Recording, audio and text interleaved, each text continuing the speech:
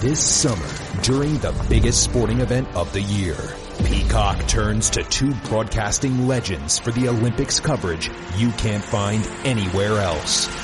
I think they mean us. With an incredible duo sure to take home the comedy gold. Olympic Highlights with Kevin Hart and Kenan Thompson. New episodes Monday, Wednesday, and Friday. Only on Peacock. Spectacular! This is Sid and Friends in the morning. No, I get by with a little help from my friends. Let's kick off the evening by lighting up. From my friends. The star of the show. Oi! I spoke to a radio broadcaster famous here in New York, WABC, Sid Rosenberg. This is Sid and Friends in the morning. No, I get by with a little help from my friends. 77 WABC.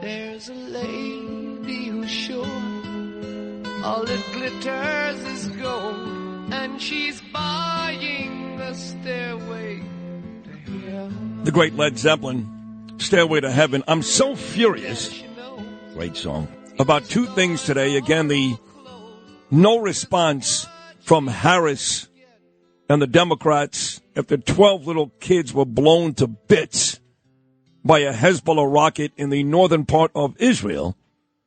And then what I saw, not live, I've not watched 1 second of these Olympics. What I saw happened on Friday night, making a mockery of the Last Supper. I just saw Cameron Bure. She was on Full House. She's married to hockey star Valerie Bure, the brother of the great Pavel Bure. She was just on Fox News. And she's furious about what she saw Friday night, and so am I. So am I. And to hear these French officials almost apologize, but chalk it up to beauty and creativity is absolutely disgusting. I can't wait to hear what my friend Curtis Sliwa, big ratings, Rip and Read, noon to 1 every weekday afternoon. Overnight weekends, does a great job with me, the icon, the legend, Mr. Guardian Angel himself, Curtis Sliwa, who has said, I'll give him credit, he has said on this show for a long time, it's not just about the Jews, it's about the Christians too. And boy, was that ever evidenced Friday night in Paris. Well, let me applaud you, King David II, because when I heard you come on the air the other morning playing We Are the World, I wanted to vomit. Vomit. Like, in advance to the Olympics. I said, and still, to my knowledge, only statement. I said, what the hell is going on with this guy? And now your sanity has returned. You have supported Jesus. Yes, I have. 2.5 billion of us, even though I am a lapsed Catholic, AMP Catholic, ashes on Wednesday, palms on Sunday, then you don't see me for a month of Sundays. I want to praise you, King David II, for coming front and center for attacking that debaucherous, decadent portrayal of the Last Supper, in which the French, they so loved it. Wasn't he creative? Wasn't he magnifique? And then their apology was so lame, so feeble. But then again, let's look back to the USA, who is starring on RuPaul's Drag Queen Extravaganza. 3 snaps up, Kamala Harris. I saw that. And this reminds me, June of last year, remember when a man, woman, they, he, she, I can't remember, Rose Montoya, decided to pull out her mammary gland, celebrate her brand new nipples, remember? I do. And expose herself on the White House lawn while Joe Biden was like stunad, I think, smelling her hair. I don't know what it was. This is what you're going to get. You want Kamala Harris? You're going to have RuPaul and drag queens in the White House every other day doing drag queen reading hour for all the children and grandchildren. Instead of an Easter egg hunt, right, it'll be a hunt for the next drag queen to come to the White House. I said it last hour. I am very liberal when it comes to social issues. I'm pro-gay marriage. I'm pro-choice. I'm all for it. But there's an extreme for me with everything. Drag queens to me are an extreme. Drag queens to me are perverse. I'm sorry. They don't belong around little kids. And quite frankly, some of the homosexual community is perverse. Just like we are in the heterosexual community. Our own Major League Baseball permitted them to come into Dodger Stadium. Remember when they were playing the Giants? Even the San Francisco Giants didn't celebrate the drag queens, the sisters of decadence, debauchery. Remember? And they did the same thing. They did the same thing at Dodger Stadium. They made fun of a biblical moment. They made fun of nuns. Yes, remember, nuns. They dressed as nuns. So you know what? I have to say to you, King David II, this may have been your finest hour. Forgiving all of us for the many pogroms that we launched against you, on our way to Jerusalem to liberate the Holy Land from the Muslims, we would practice on Jews with all of our pogroms. Thank you for returning a favor that we really didn't deserve. You know what's funny? When you came in this morning, because how this thing starts, look, behind the scenes, baseball, inside baseball. I'll go to Curtis right before we start. Where do you want to start? Okay. So he said, I want to praise you. So I had no idea he was going down that route. And thank you very much. Thank you. I thought he wanted to praise me because I sent him an article that John Catsimatidis, who joined me in about 45 minutes, sent me yesterday, which said that Erdogan, that no-good bastard, and Turkey now wants to attack Israel as well. And it was Curtis Sliwa.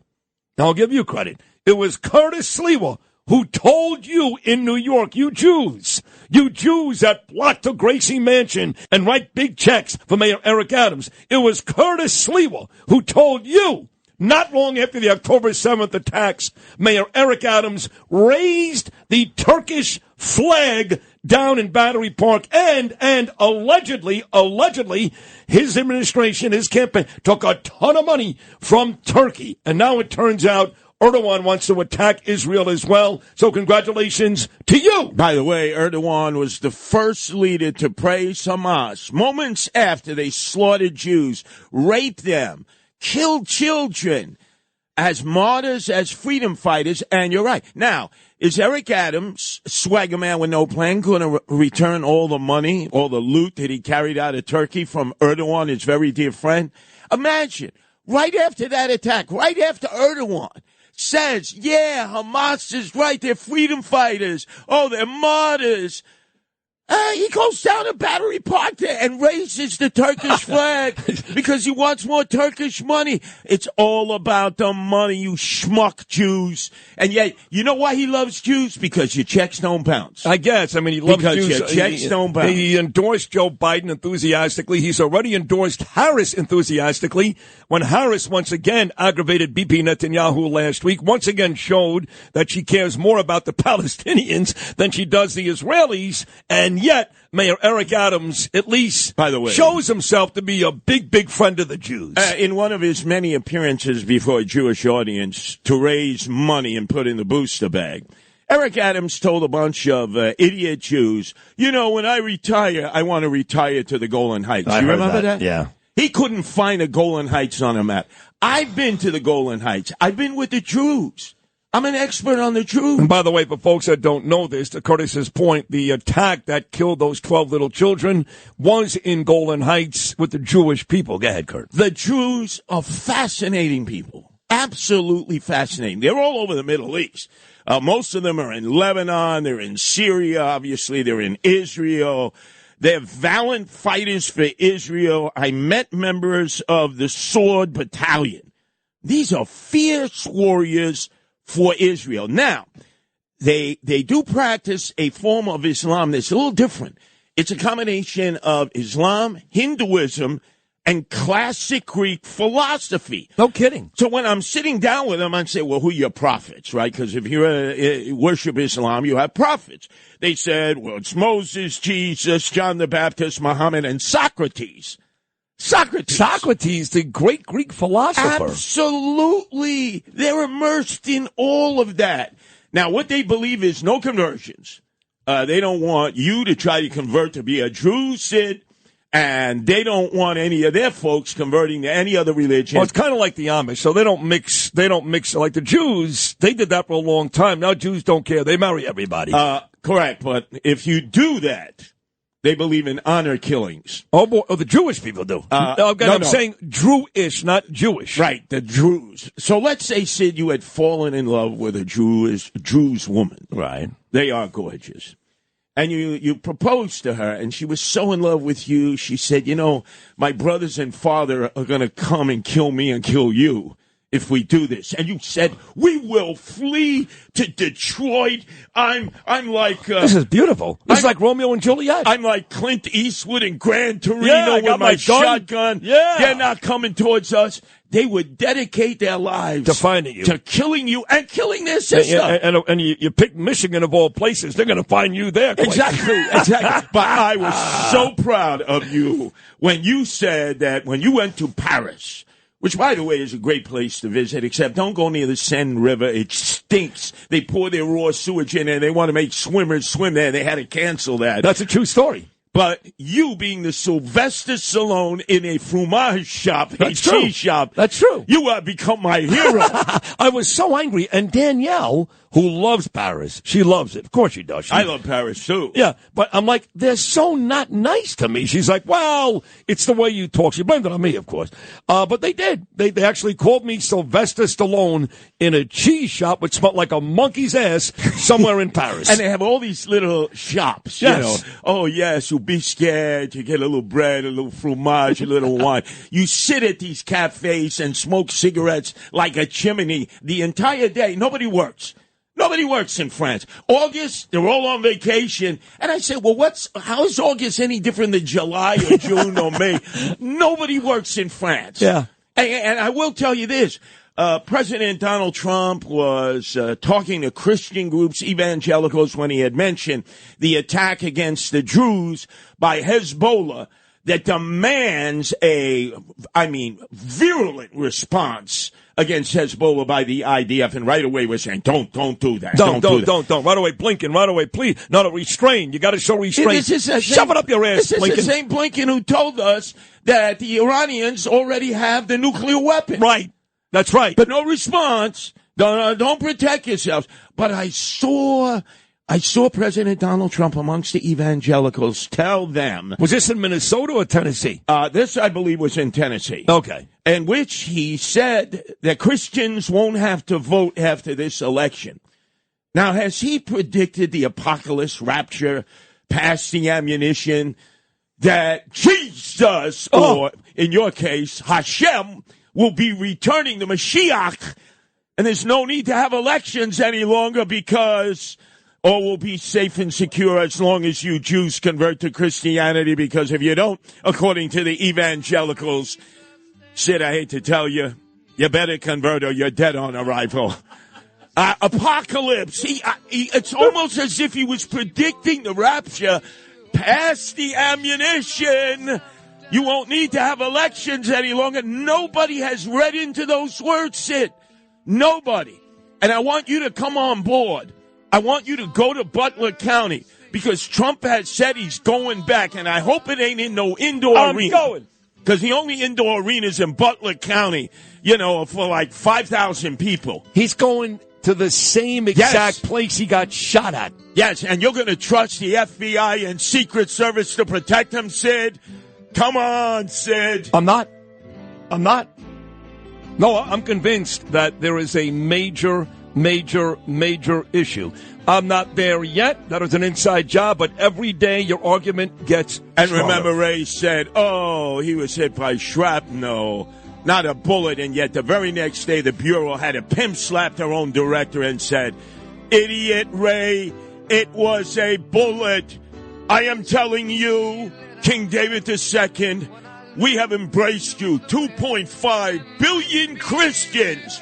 Now, it's true we had a Reformation and we killed Protestants and Protestants killed Catholics, millions of us.